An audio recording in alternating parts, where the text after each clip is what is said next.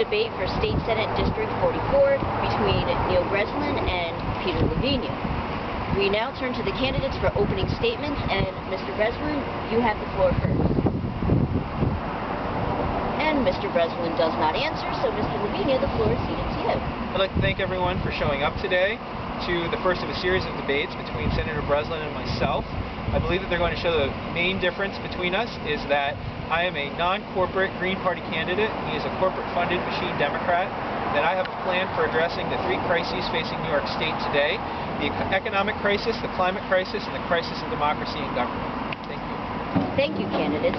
We now move on to our first question, which concerns hydrofracking, a very important issue to many New Yorkers and to the environment in general.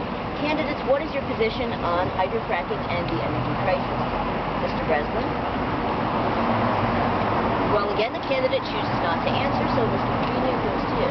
It's not surprising that Neil didn't answer. He's been silent on this question.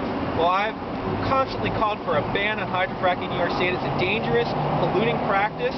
We need to move from fossil fuels to renewable energy. We need to institute a carbon tax on polluters and use that money to develop 100% renewable wind, solar, geothermal energy for New York State by 2030 to avert the climate crisis. We can do it. It's smart. It's sensible. I'm not here to, when I get elected to the Senate, to make sure that petrochemical companies get money. I'm here to make sure that New Yorkers are safe. Thank you, candidates. Our second question deals with the education crisis that New York's children are facing. What are your positions? Mr. Breslin? Silence again. Mr. LaVenia? You know, we have two crises. One is a property tax cap and how we fund K through 12, and the other is college debt. So what I would say is we need to get rid of the property tax cap, but at the same time, property taxes are a bad way to fund local schools. We need to do it through the federal and state level, just like Vermont and Hawaii do. That way everybody receives funding that they need equitably, and property taxes at the local level are reduced. I think it's a win-win situation. Number two, we have to forgive student debt and move to a system of fully financed public higher education. We need to fully fund universal education for students who make it into SUNY and CUNY. Thank you. Thank you, candidates. Now, our third question concerns the drug war, something many New Yorkers and also Americans are concerned about. What are your positions on this? Mr. Breslin?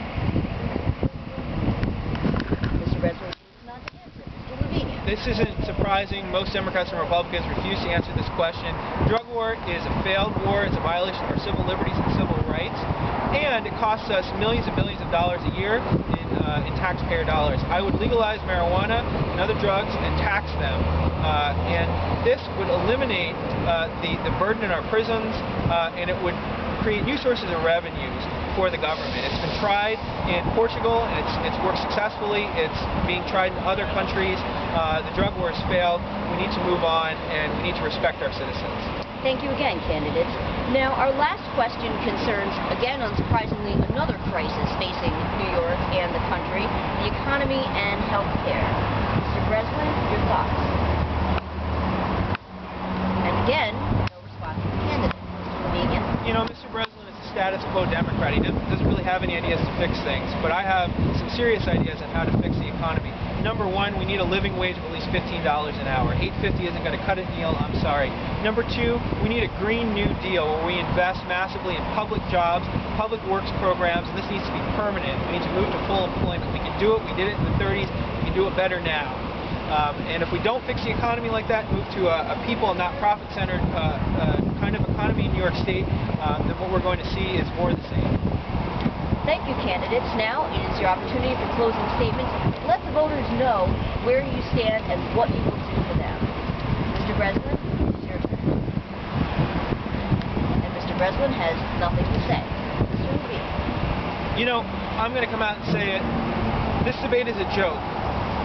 And we set it up to be a joke because we knew Neil wouldn't show up. And he's refused my offer of 5 debates between now and the election.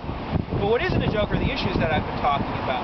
What isn't a joke is that this is a people's seat. That Senator Breslin owes it to the people of the 44th District to come out and actually debate me on these issues. Because otherwise we're not going to have any discussion of what needs to change in a very broken New York State legislature.